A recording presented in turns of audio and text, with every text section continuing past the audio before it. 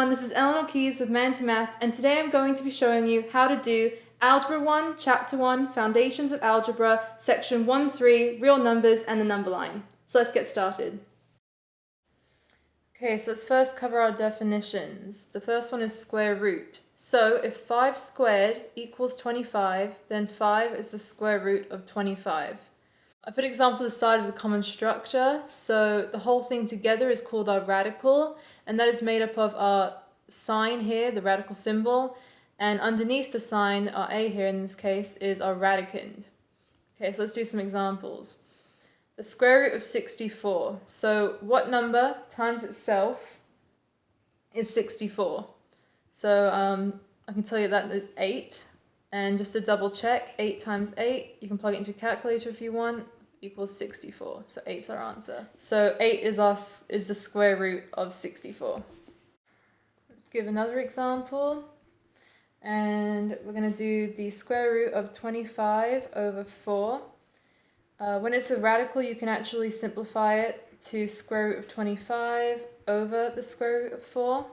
And then we can simplify, because we know the square root of 25 is 5, and we know the square root of 4 is 2. So 5 halves is our square root of 25 fourths.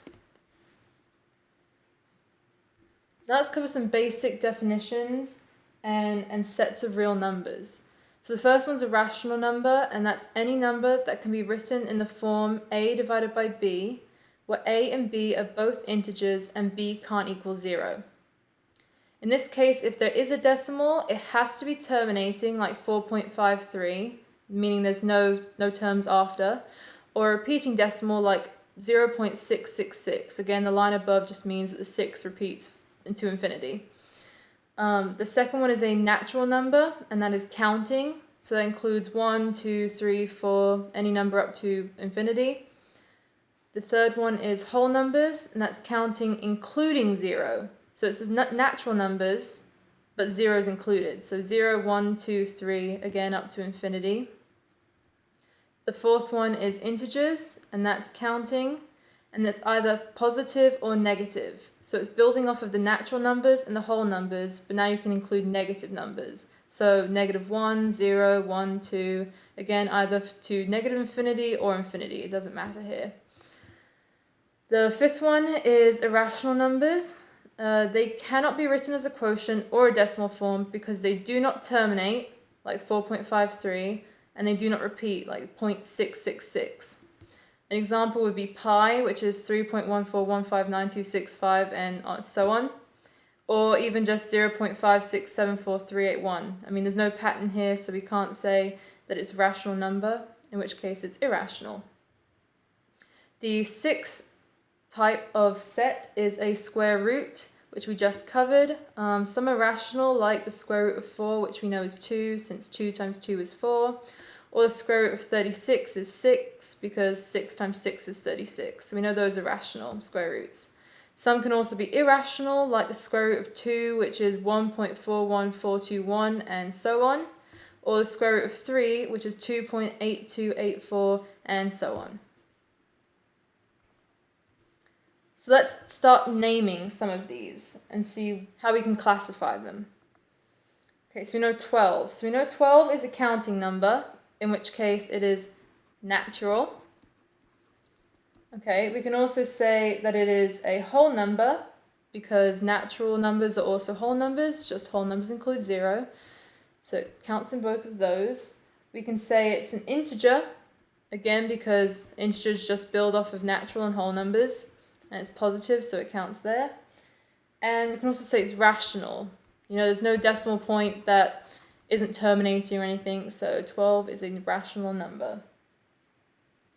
If we look at 1/3, if you want to see that, that would also in decimal form be 0.333, and the 3 is repeating. In which case we can name this as rational, because it is a repeating decimal. And we can also name it as repeating. We want to be specific there. The third one, negative 2.483, is a rational number. Okay.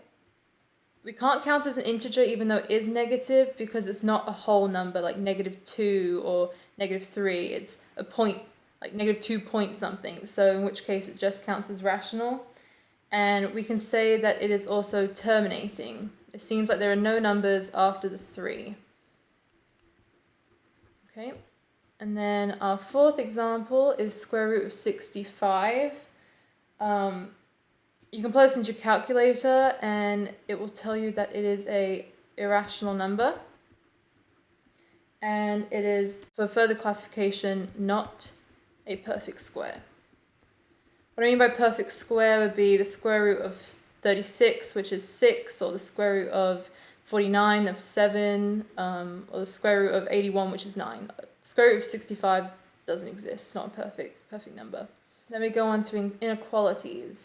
So if you see this sign, it means less than. If you see this sign opened that way, it means greater than. Okay, if you have a line under either one, it means it's either less than or greater than, but it could also be equal to the number. So if we want to use an equality to compare the square root of 19 and 8/3, in our calculator we can find out that the square root of 19 is equal to 4.359. And we can find out that 8/3, okay, which could also be 2 2/3, so we don't really use mixed fractions in math anymore. That equals 2.666 repeating, in which case we want to try and compare these two. So if we write these out again, okay, and we have some space in the middle, what sign over here is going to best complement the two numbers we have? Obviously the 4.359 is greater, and since these two numbers aren't equal, our sign will look like this. In which case we know that the square root of 19 is greater than 8/3. Another example could be using a number line. So we know that -5 can't be simplified anymore. We found out earlier on that square root of 2 is 1.414. 1/3 is 0.333 repeating. The square root of 9 is 3. And then again, this can't be simplified, so we're going to just leave it as -0.25. Sometimes they'll ask you to do a number line, so let's just draw a number line.